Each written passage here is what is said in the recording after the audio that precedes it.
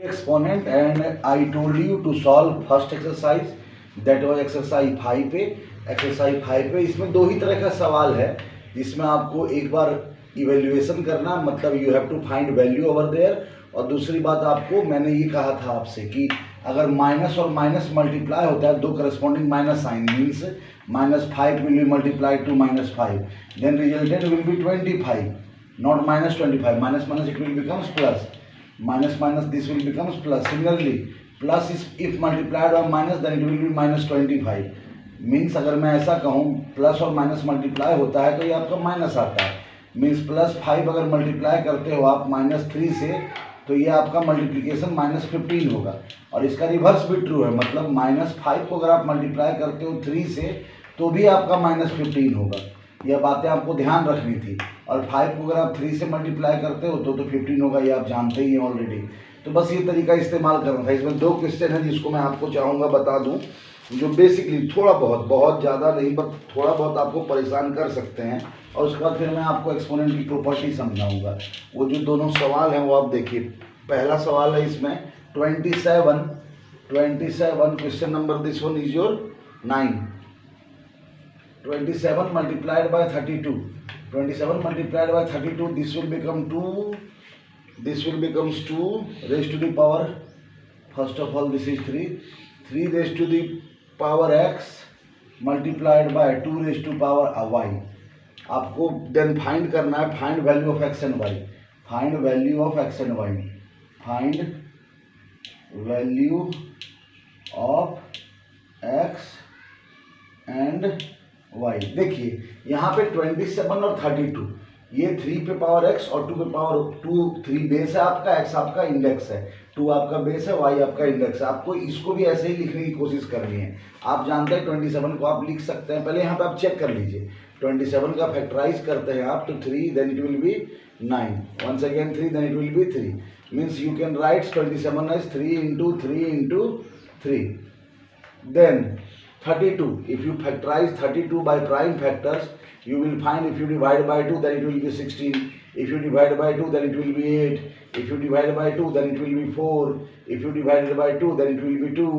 okay, then you got 2 5 times, 2 into 2 into 2 into 2 into 2, 2 will be 5 times, you can write 32 as a 2 5 times, 1 2 3 4 and 5 times, then all three base will be 3 and index will be your 3, once again 2 base will be 2 and index will be 5,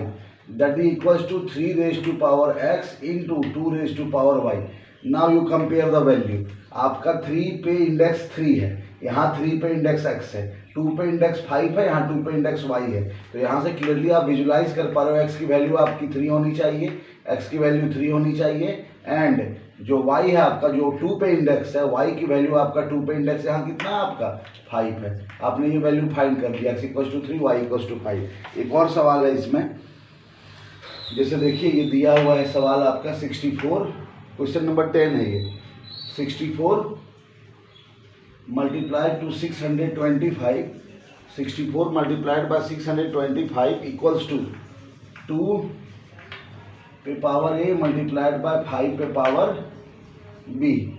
okay, आपको यहाँ पे a और b का value भी find करना है, और फिर एक और टर्म्स है आपका। पहला सवाल आपका कहता है फाइंड a एंड b, और दूसरा सवाल कहता है 2 पे पावर b इंटू 5 पे पावर a का वैल्यू आपको बताना है। चलिए लेट मी स्टार्ट। मैंने आपको कहा सबसे पहले आप 64 का फैक्टराइजेशन करो। 64 का जब आप फैक्टराइजेशन कीजिएगा, 64 का डस्ट 64 का जब आप फैक्टराइजेशन कीजिएगा तो आप ऐसा पाइएगा, 64 का फैक्टराइजेशन बाय प्राइम फैक्टर आप कीजिए। 64 में आप डिवाइड कीजिए 2 से, this will be your 32, once again this will be your 16, once again this will be your 8, this will be your 4, this will be your 2। ठीक, तो कितनी बार 1 2 3 4 5 6 टाइम्स, तो इसको हम लिख सकते हैं 2 multiplied by 2 multiplied by 2 multiplied by 2 4 times, this will B 5, this will B 6, और 625 का जब फैक्टराइजेशन आप कीजिएगा यू विल फाइंड 5 से आप कीजिए, 5 is a prime number, you will find 125, then once again by 5 you will find 25, once again by 5 you will find 5, then this will be 625 can be written as 5 4 times, 2 into 3 into 4, and this is equals to 2 पे power a multiplied by 5 पे power b। तो यहाँ से आप कह सकते हो, देखो 2 6 बार है, 1 2 3 4 5 6, then this will be 2 into 2 base हुआ आपका और इंडेक्स आपका 6 हो गया, 5 आपका बेस हुआ और इंडेक्स आपका 4 हो गया, equals to 2 to the power a हो गया और साथ साथ 5 टू दी पावर b हो गया। दोनों के इंडेक्स को आप कंपेयर कीजिए, यहाँ 2 का इंडेक्स आपका 6 है, यहाँ 2 का इंडेक्स a है, तो आपकी a की वैल्यू कितनी हो गई, 6 हो गई,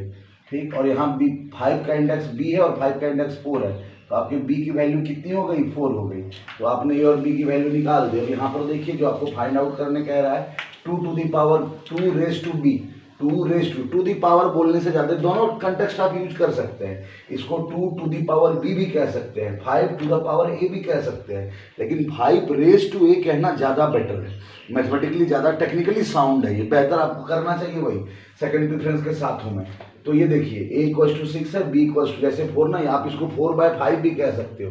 बट पता नहीं क्यों 4/5 कहना ज़्यादा टेक्निकली बेटर है। a इक्वल्स टू 6 है, b इक्वल्स टू 4 है, तो आप यहाँ पे अप्लाई करो 2 पे पावर b, b कितना है आपका 4,